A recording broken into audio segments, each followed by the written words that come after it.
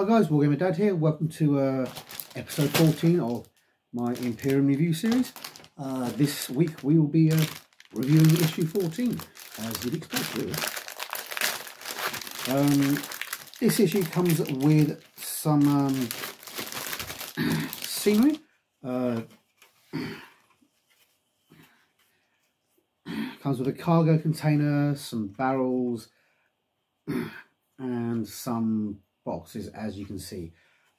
These cargo containers can also have bolt guns attached to be used as interactive scenery with walls if you want. The detail's pretty good. You can assemble them with the doors open or closed. You can see the doors there. Personally, I prefer closed. It gives you a nice strong, basically gives you a nice strong box, and a box is a strong structure. If you do them open, you've kind of got to be careful with the positioning, because it's very thin, and it's just the side bits of these little hinges here that you attach it by, so you can end up with a very kind of delicate joint there. If you take care of it, it's still pretty good though. Obviously, they've got a lot of conversion potential as well. They're a 2016 sculpt, so they are relatively new at 7 years old, nearly 8 now, at 7 years old. But the way they're sculpted is fairly solidly timeless, because they're just boxes and barrels, makes it look slightly futuristic.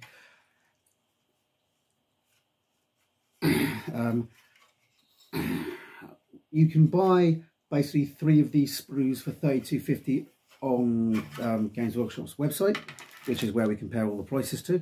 It gives you about $10.84 each, and you're looking at maybe $185. No,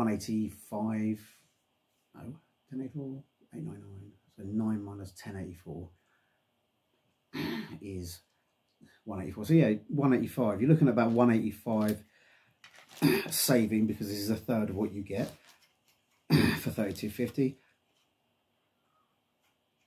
So that's not bad. It certainly isn't one of the more impressive savings, but at the same time, scenery is actually fairly universally useful. I mean, you can use this for 40k, but you can also use it for pretty much any other futuristic game.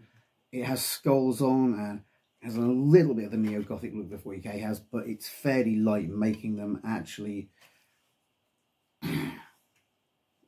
relatively solid and multi-useful compared to a lot of the other stuff. So still a good deal. You can't really have too much scenery until you start running out of space to put it, I guess. Next,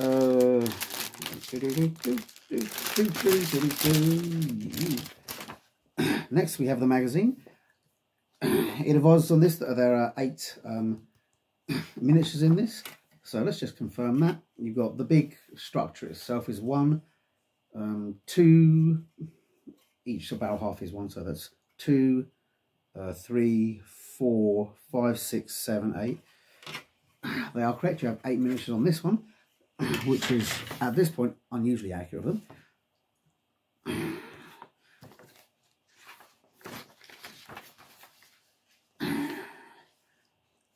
As always, the front issue is signed by Chapter Master Ian, and we've got a lovely picture, an example of how they're built and painted. Little tip: if you're having trouble holding these together all at once, and a couple of elastic bands can be your friend. Big ones, and don't wind them too tight. Or string, or cable ties, whatever, just something that holds around the box will help. But these go together fairly solidly.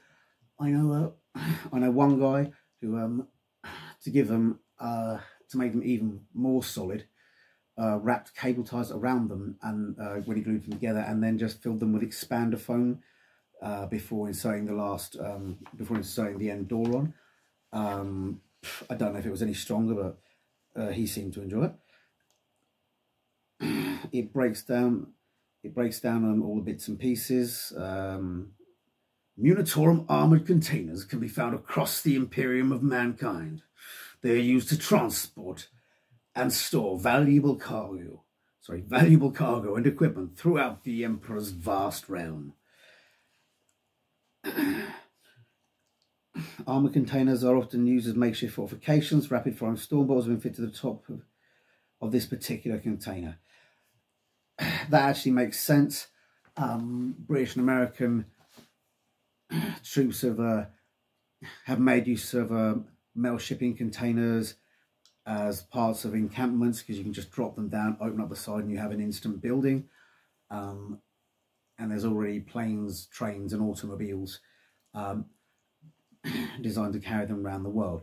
With a little extra reinforcement, I'd imagine they're quite safe, and certainly they provide an amount of protection from small arms, because they're made out of relatively thick metal, and if not small arms, at least shrapnel. Obviously, none of them would survive a hit from anything serious, but as I say, they're kind of used as quick and makeshift bases, because you can literally pack them full of the equipment, drop them down, and then just open them up and assemble the equipment inside them, and there you are. You don't need to build anything.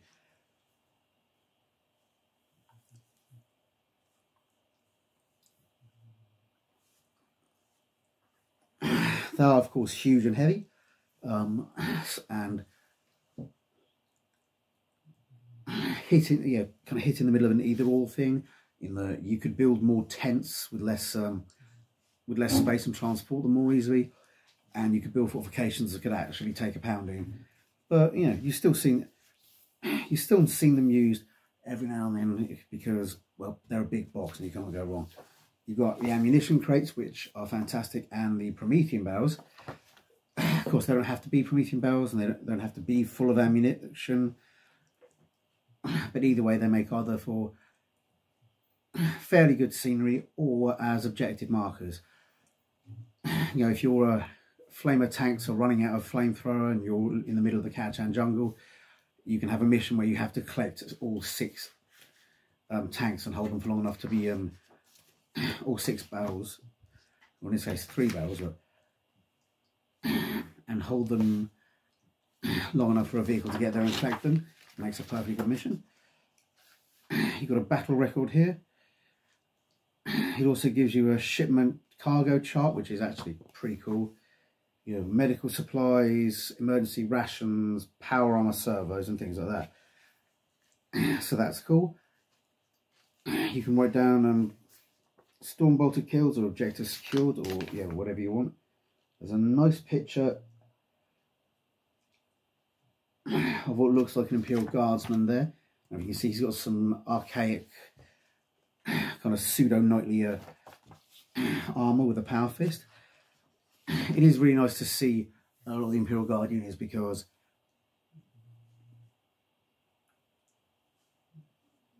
a lot of them are very different, and they have a lot of different levels of technology, from from bows, arrows and slingshots in some cases to high-tech weaponry, the envy of any Space Marine Legion. Most Imperial Guards are armoured or re-armoured with las guns, but even then there are millions upon millions of Imperial Guards, and some of them will keep weapons from their home world, even if they are primitive. Next, we've got the Eldari, formerly known as the Eldar. Many of you might be wondering why they changed. It was primarily a copyright issue, as the term Elder or Eldar couldn't really be copyrighted, as it was a pre-existing word, meaning the GW couldn't protect their IP, which, to be honest, is fair enough. GW were at the time having a lot of sites making GW compatible stuff, which was really cool stuff, but GW needed to obviously maintain their IP and maintain their profit, as does any business. So they changed the name of Aeldari, and historically GW have been screwed over a couple of times with copyright issues, primarily with their paints. They've had people develop paints for them and paint ranges, and then when they've decided, okay, we want to get a cheaper paint else, we want to try and get a cheaper paint elsewhere to try and keep overheads down, keep customer prices down, they've not been, they've not been able to move on with either the same paints, or when they have moved on, their own their original paint mixing company has continued selling the GW colours, particularly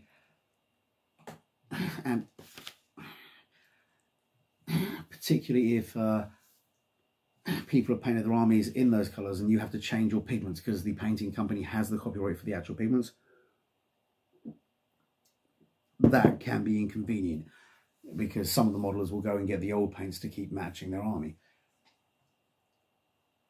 This has led to GW rethinking a lot of their ranges to bring them in line with a copyrightable IP, which is why you've now got all these colours based on different kind of stuff in GW mythology, which have allowed GW to sort of copyright the exact colours, so that next time they want to renegotiate their paint contract and it doesn't work out and they move on, which happens, businesses have different ideas of what they want and what they're willing to sell things for or pay for things. They'll be able to move on with their colours.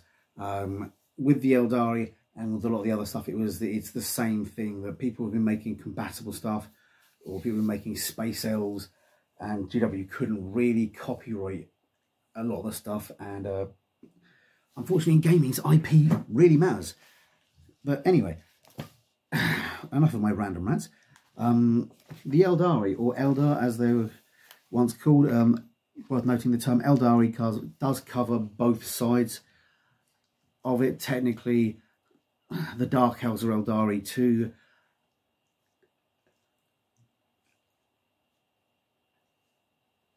Dark Eldar are Aeldari too, as are the Harlequins, but they all kind of fall under the umbrella term of Aeldari at the moment.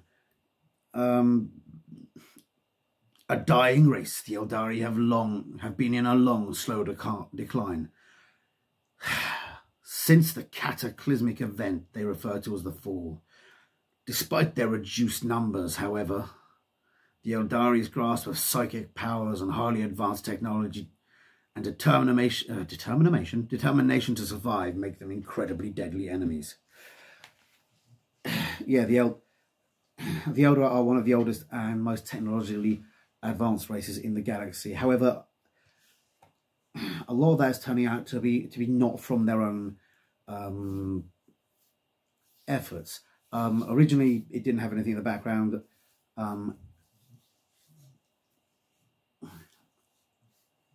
About this, there are a few sort of hints and that the Eldar had worked for the Old Ones, or been around since the times of the Old Ones.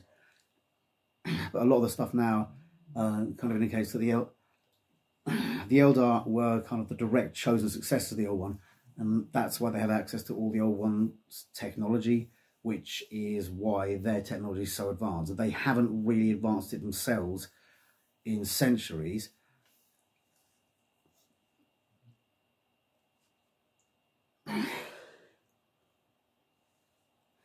Or millennia, because it was already incredibly advanced, and much like a shark, the Eldar just haven't needed to evolve that much. Their weaponry was terrible. Their warriors had thousands of years to hone their skills, and they had intense psychic powers. It wasn't until the Fall that they really had anyone who could threaten them. Unfortunately, because of that, because as a species they became kind of indolent, as they say, or caught in a rut, when they didn't have scientists working on new things, working on new technologies, so they fell hard. It gives a good description of the Eldari with an inquisitorial report, giving you new facts and new figures, and even a picture of an Eldari craft world. It's worth noting,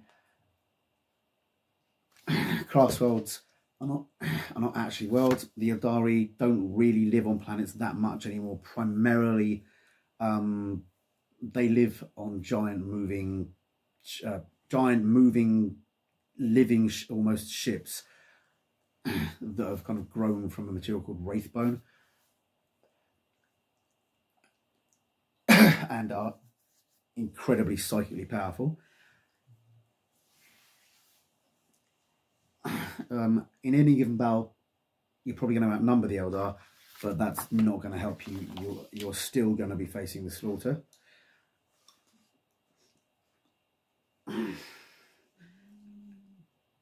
Eldari have similar levels of technology to even the Necrons, but it works in a very different style. However, they have similar things, like they have a thing called Spirit Stones, which captures their souls when they die, and they can use those souls to power and pilot automatons, such as the Eldar Knights and that. So they also have a kind of method of transferring themselves into machines.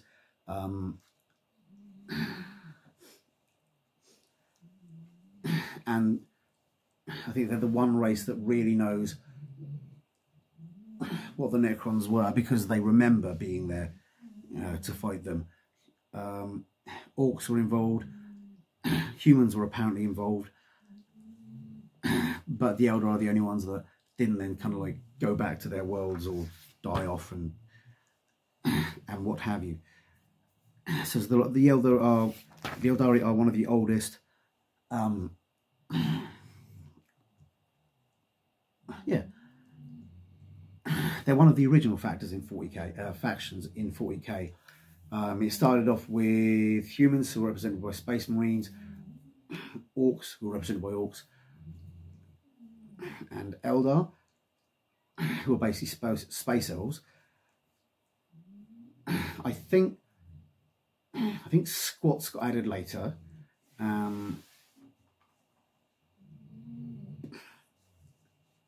But they were really early in there as well. And you had demons, but I don't know if they were in part of the original one or not. There's a lot of basic cool stuff. And a lot of it started, I think it's like issue 1 in White Dwarf. On the back of it is, they're literally called space elves, because they hadn't, I think they had, space elves and space dwarves were advertised along there, as well as humans, because they hadn't even come up with names yet. And to a certain extent, 40k was kind of a sci-fi copy of Warhammer Fantasy, which is why Warhammer Fantasy issue numbers are like, well, Warhammer Fantasy died at issue 8 and was replaced by AOS, I believe at the time. We were on edition 6, I want to say, of 40k, edition 5 or 6 of 40k.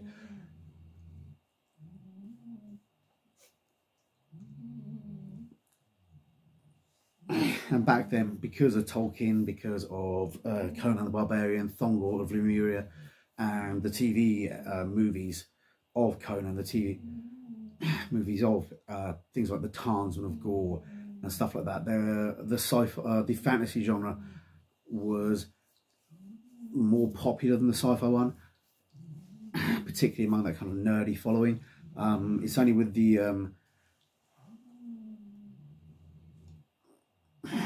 the creation of movies like Aliens and The Thing that sci-fi really started to get a boost and started to get more popular.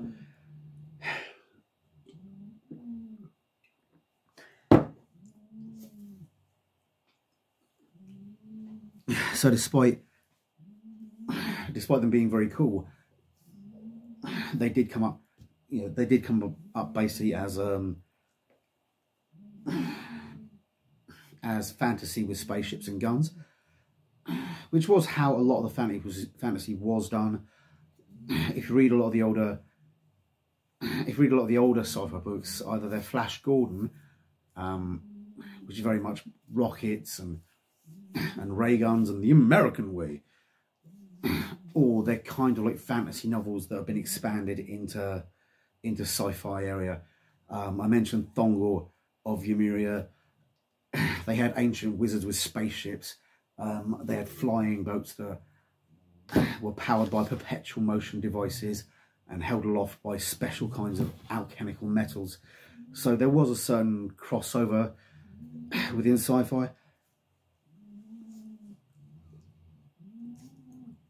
to fantasy, but a lot of the fat roots of the sci-fi stuff, and particularly GW stuff, were in the sort of Tolkien-esque fantasy games,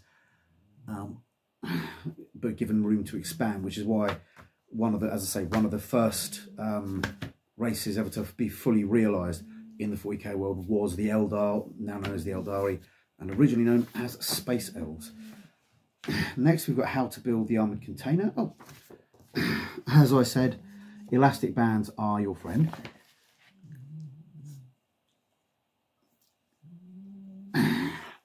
They're fairly easy to build. You might want to read the instructions anyway. In this one, they've put the bolters on and they've glued them. I would recommend considering what you want to do with the models again before gluing those bits on, because they are very easy to snap off. And if it's going to stay at your house, by all means glue them on, you won't lose them. If you're going to be taking it to a club, maybe don't. Maybe put them aside, assemble them and put them aside so that they can be stuck on once it's on the table or something. Maybe just ignore them. It's up to you. But it's always worth thinking when you build a model what you're actually planning, what your regular use of it is going to be. Is it going to be transported? Is it going to stay on a shelf? Can you afford to put all the delicate little bits on which are likely to break? Or do you need to ensure you build it in a more solid way? It's also got the instructions there on how to build the barrels. You put one half next to the other half. Highly technical, I know. It's got the painting on the barrels.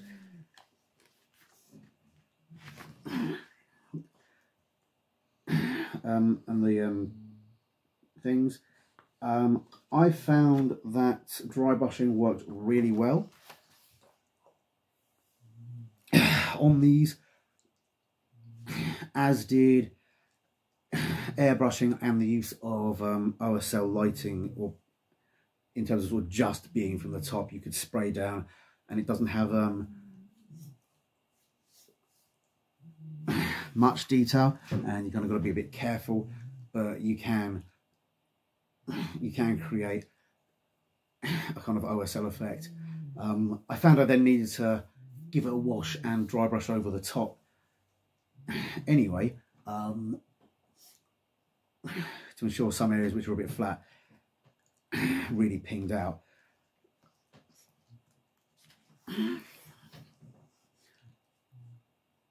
But it actually is really easy to paint, and as I say, dry brushing it, even fairly gently, it is really easy. They've used a black and grey there. I've used red on one and a green on the other. And now it also has terrain rules. Models using terrain, you measure along, then up, and then along. It often means a lot of guys can't use terrain. There are differences for people who can fly or jump, and it tells you how to work out engagement range and things like that.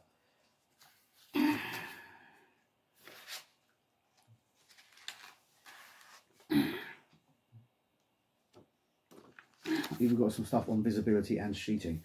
You will notice on the battle mat that you've got, these guys are already in there, drawn on the mat, so you can just stick them directly over where they're drawn. And you'll find for a lot of the engagements in the magazine, that's what you'll be doing. But you can also stick them other places and have twice as much scenery. You just have to remember what you can see and what you can't see. Next, we've got a nice little mission called Secure the Supply Drop. Got the new stats for the Necron Warrior here. Well, not new stats, got the stats for the Necron Warrior here. And the instructions on the setup. Lay out your large battle mat, gather your dice, range orders and wound markers, place the Monitorium armoured container over the printed image of the red container.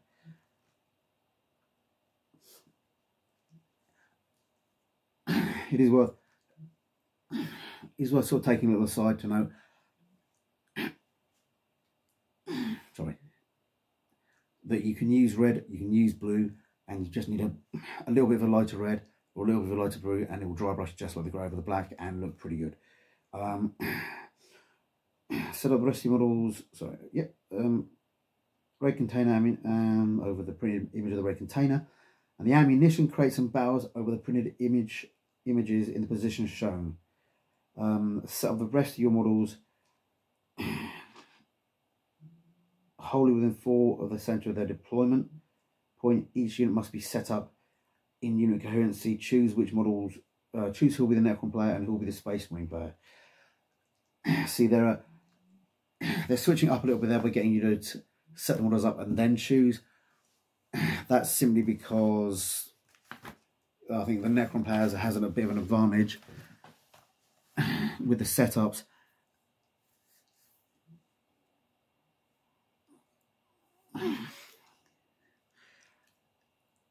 And they kind of want to have the feel of propriety.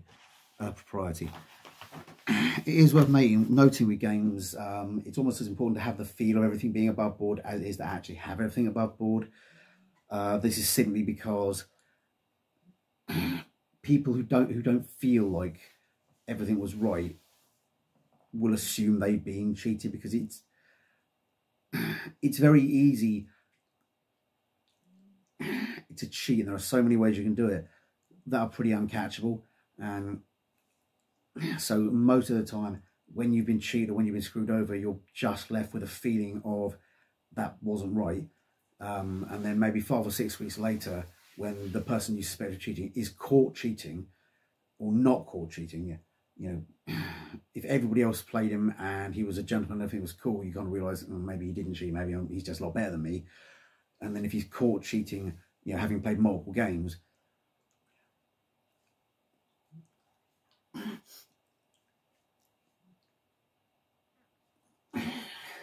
you feel vindicated, but you can end up with emotional stress and turmoil, you know, where it's like, I don't want to play that guy, I don't like the fact the guy is winning, and so on and so forth, over something which may or may not have happened. So, you know, it's really important to maintain a sense of propriety and a sense of fair play, so that your player, your opponent, and I may have said this before, but I'll say it again, the most important guy in the game is the guy on the other side of the table. Without him, you can't have a game at all. You can use bases to represent models. You can use cardboard cutouts if you haven't got the right things. But unless you've got somebody else to play with, you're just playing with yourself, and nobody wants to see that. So it is important to give consideration and take care of your opponent, and basically just be as nice as you can. Ideally, it goes both ways, and when it does, it's a fantastic thing. When you get the guys who are dicks, who think, oh, they're big competition players, and who think that somehow by waving their wang around and being rude or ignorant or nasty, or just not friendly, you know, you can end up playing a miserable game. I mean, some people are there just to test their skill, just to pit themselves against people, and that's fine. There's absolutely a place for that in the gaming community. But what it really isn't a place for is not enjoying the game. If you're not having fun, it's a pointless exercise. You know, there's nothing essential. We're never going to be commanding armies in battle. You know, we might like to think, oh, one day zombie apocalypse and that, but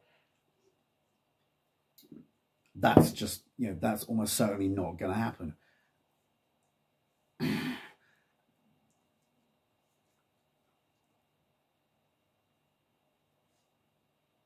And yes, I know some of the people out there are military people who actually play 40k and command people in battle. That's fine. I know that there'll always be an exception to anything I say, but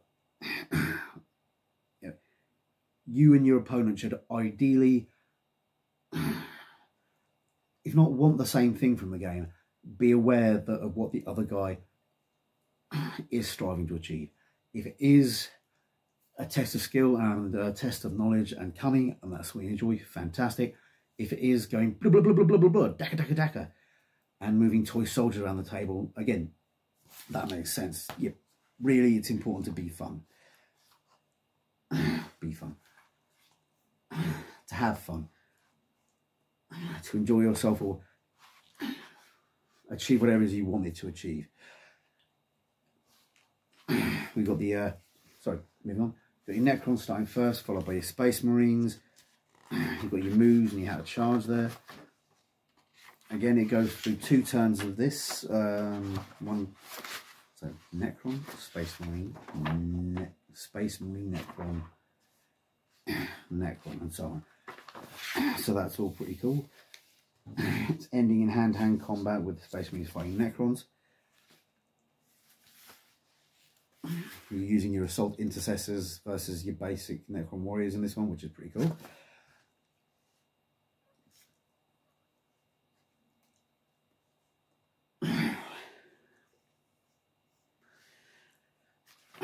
Next we've got the inside cover, which has been standard so far. No deviation there. Next week we have issue 15, which, as we previously saw, had flayed ones. You got build and paint your models and rules for reinforcements, which is cool. And then following that, more Assault Intercessors, which would help make the numbers up and give you full squads, which again is pretty cool. That's 5 more Intercessors, giving you 10, which is pretty nifty. I have, well, I should have 2 squads of Reavers, but when I unpacked a lot of my stuff from storage, I could only find 1. I've literally misplaced an entire squad of Reavers and some other guys. I have no idea where I've put them. I know they've got to be in their house because they never left, but other than that, I'm at a loss. I'll continue hunting.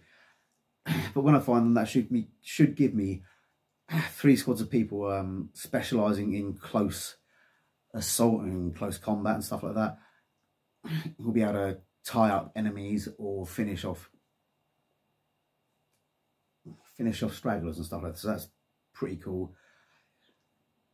I am liking the new Intercessors. I just need to get around to mail ordering myself some Space Wolfy like weapons. I've already got a few, but I'm hoping to order some spears and some other stuff like that because I like spears. Okay, that's the end of this week's episode. It is coming to you on a Friday night, or I'm making it on a Friday night. Once again, there's a slowdown in the supply chain. I'm sorry guys, there's now I can do about that. Okay, I will hopefully see you guys next week. Have fun.